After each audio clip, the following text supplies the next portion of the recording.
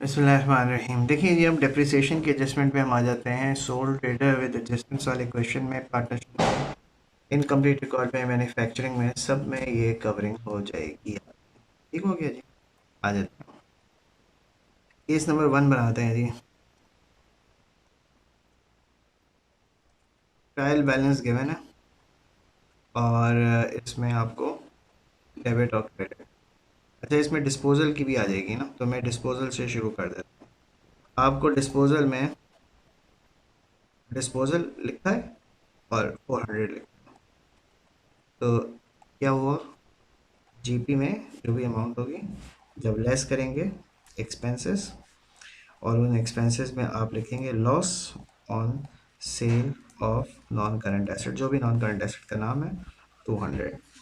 ये केस 1 खत्म। कभी कभी डिस्पोजल का गेन या लॉस निकालने को नहीं आता, बल्कि इस तरह देने लगा है आजकल को। केस नंबर 2, आपको एक ट्रायल बैलेंस गिवन है, डेबिट, क्रेडिट, डिस्पोजल, और डिस्पोजल के नाम से आपको 400 दिया। तो क्या होगा, जीबी आपने लिखा है इनकम स्टेटमेंट में, ऐड अदर इनकम, और अदर इनकम में आपने लिखा gain on sale of non current asset 4, क्योंकि ये गेन है। क्रेडिट पे होगा तो गेन है, डेबिट पे होगा तो लॉस है।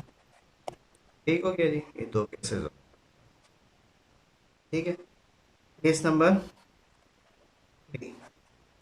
ठीक है जी, ट्रायल बैलेंस गिवन है और उस ट्रायल बैलेंस में डेबिट क्रेडिट आपको गिवन है, ऑफिस फंडिंग 15,000, दैट्स इट। कोई अलाउंस फॉर डिप्रिसिएशन का बैलेंस गिवन नहीं है। एडिशनल इंफॉर्मेशन में आपको क्या कह रहा है, एडिशनल इंफॉर्मेशन में कह रहे हैं डेप्रिसिएशन इज 100।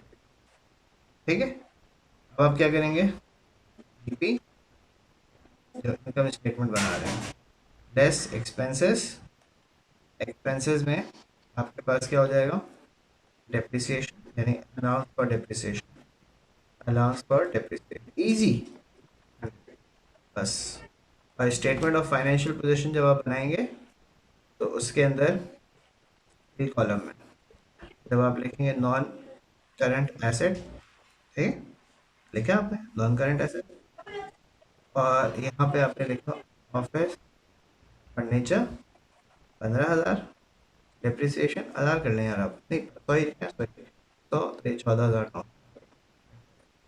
अगर दो होंगे तो दोनों का इसी तरह होगा, तीन होंगे तो तीन होगा, यानी तीन करंट नॉन करंट एसेट हैं तो तीनों की डेप्रिसिएशन लिख देंगे हम इनकम स्टेटमेंट में, दो हैं तो दोनों की, और अगर तीन हैं दो हैं तो हम इसी तरह नॉन करंट एसेट्स के अंदर हेडिंग वाइज लिख देंगे। ऑफिस फर्नीचर है, यहाँ पे मोटर व्हीकल लिख लिया, यहाँ पे फिक्सचर लिख लिया, यहाँ पे मशीन लिख दिया। ठीक है ना, हमने यहाँ पे एक एग्जाम्पल लिया। तो ये सिंपल केसेस से मैंने आपको जल्दी से पेपर में ये दो इन है, ये आपके स्कूल के पेपर में तो इन हो सकता है क्योंकि स्कूल में आपको पास करना ज़रूरी है, अदरवाइज सीआईई में आपका इन नहीं है। ठीक है, पेज नंबर 21 पे आते हैं। हमारी डिप्रिसिएशन की एडजस्टमेंट्स चल रही हैं। मैं डिप्रिसिएशन की एडजस्टमेंट करते हुए ये अज्यूम कर रहा हूँ कि डिप्रिसिएशन का चैप्टर आपने तमीज़ से पढ़ा है, उसके पास पेपर्स के सारे क्वेश्चंस आप सॉल्व कर चुके हैं। आपको पता है कि 3 मेथड होते हैं, स्ट्रेट लाइन, रिवैल्यूएशन और रिड्यूसिंग बैलेंस मेथड, और आपको ये पता है कि इनकी सूटेबिलिटी क्या है, कौन से नॉन करंट एसेट पे सूट करते हैं ये, और आपको ये भी पता है कि डेप्रिसिएशन की अजम्पशंस क्या होती हैं, full year depreciation in the year of purchase, none in the year of sale, depreciation is charge on pro rata basis. ये सब आपको पता है, ये मैं अज्यूम करते हुए ये एडजस्टमेंट्स कर रहा हूँ। अगर आपको ये नहीं पता तो आपको डेप्रिसिएशन का चैप्टर पढ़ना चाहिए। जो भी हजरात डेप्रिसिएशन का चैप्टर पढ़े बगैर, अक्रूवल्स का, बैड डेट्स का चैप्टर पढ़े बगैर सोल ट्रेडर के क्वेश्चंस करने के हैं, वो स्कूल के टीचर करा देते हैं मुझ समेत।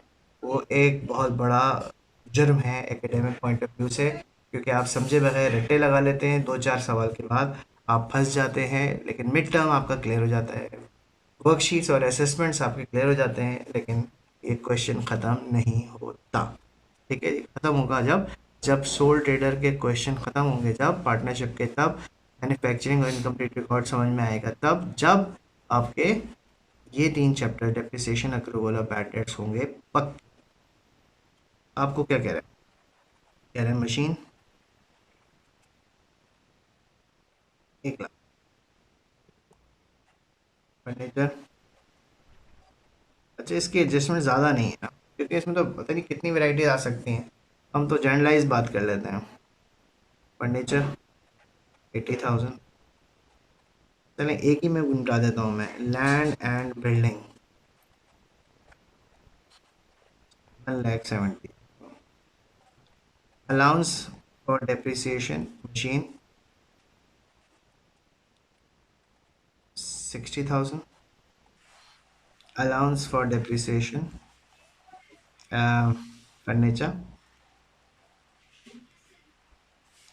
20,000। और allowance for depreciation land and building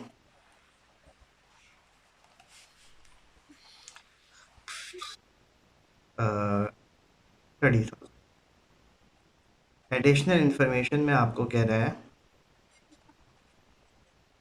additional information में आपको क्या कहता है कि लैंड इज ऑफ 70। लैंड बता रहा है 70,000। अब लैंड अगर है तो उसके ऊपर डेप्रिसिएशन चार्ज नहीं होती, चाहे लिखा हो या ना लिखा हो। लैंड इज नॉट डेप्रिशिएबल, ठीक है। आपको ये कह रहा है कि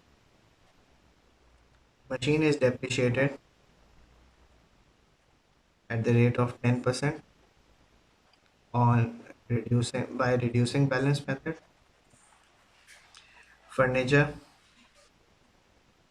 is depreciated at the rate of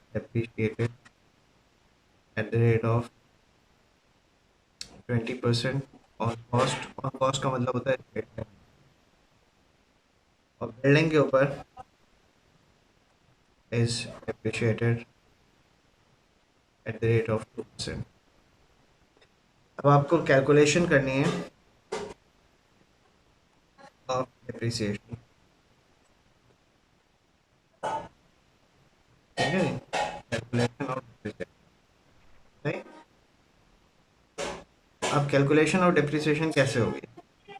वो ऐसे होगी कि मशीन के ऊपर है 10% रिड्यूसिंग बैलेंस में। तो मशीन के ऊपर डेप्रिसिएशन कैसे चार्ज करेंगे? 1 लाख माइनस 60,000 टू 10%, 40,000 का 10% 4,000।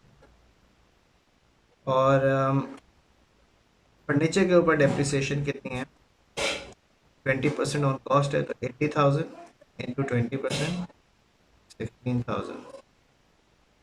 और बिल्डिंग लैंड के ऊपर नहीं है, लैंड 70,000 का है, टोटल 170,000 है, तो बिल्डिंग कितने की हो गई?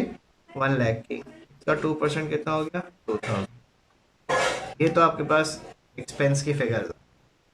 अब जब आप इनकम स्टेटमेंट बनाएंगे तो उसमें जब आप जीपी लिखेंगे तो लेस एक्सपेंसेस जब करेंगे तो उसमें जब अलाउंस फॉर डेप्रिसिएशन मशीन कितना लिखेंगे?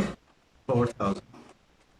Furniture allowance for depreciation furniture कितना लिखेंगे? 16,000। और अलाउंस फॉर डेप्रिसिएशन बिल्डिंग वो कितना लिखेंगे? 2,000। ये वर्किंग या तो आप सेपरेट शो करें या आप इधर ब्रैकेट में शो करें, आपकी मर्जी। करनी ज़रूरी है, नहीं करेंगे नंबर नहीं मिलेंगे, अमाउंट लिखने के नंबर नहीं होंगे। यहाँ पे वर्किंग डालनी पड़ेगी, ठीक है जी, यहाँ पे वर्किंग डालनी पड़ेगी, सही। अदरवाइज आप अलग से वर्किंग करें। अब स्टेटमेंट ऑफ फाइनेंशियल पोजीशन में क्या करेंगे आप? बहुत गौर से तमीज़ से देखें। ये नॉन करंट एसेट लिखा आपने, लैंड एंड बिल्डिंग हमेशा पहले आएगा। लैंड एंड बिल्डिंग कितने की है? 170,000।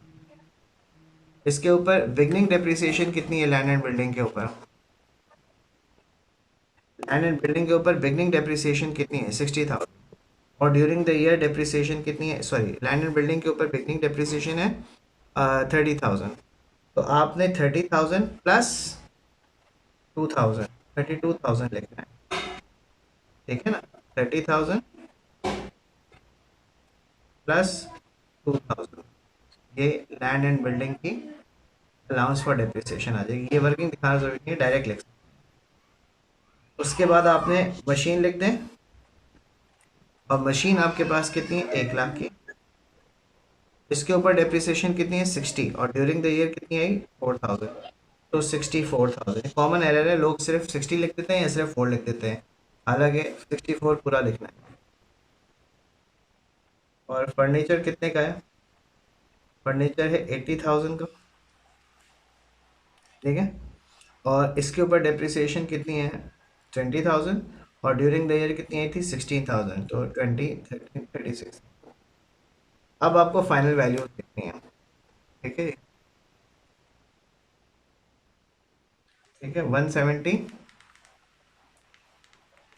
माइनस 32, 138, 138,000, और फिर 1 लाख माइनस 64,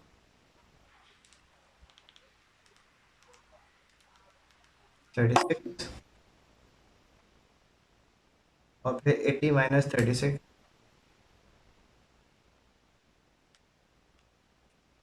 40। इन तीनों को आप ऐड करेंगे तो आपके पास आ जाएगी नेट बुक वैल्यू, ठीक है। 44 plus 36 plus 138 is equal to 218, और उसके बाद नॉर्मल बैलेंस शीट पर, ठीक है जी। This is the maximum degree of difficulty that can be there in the chapter of depreciation, in depreciation का चैप्टर और एडजस्टमेंट इन सोल ट्रेडर के चैप्टर में, ठीक है जी। अगर अब इसमें डिस्पोजल का रह गया है ना, डिस्पोजल में वो जो मैंने आपको इजी वाला था वो बता दिया। आप कभी कभी asset during the year dispose of हो रहा होता है, खरीद रहे होते हैं, वो डेप्रिसिएशन के चैप्टर से समझ में आ सकती है। एडजस्टमेंट में मैं आपको एक करा दूँ तो दूसरे एंगल से आ जाएगी, तीसरे एंगल से आ जाएगी, उसे पकड़ना आसान काम नहीं है, ठीक है, जब तक डेप्रिसिएशन पकड़ना हो आपका।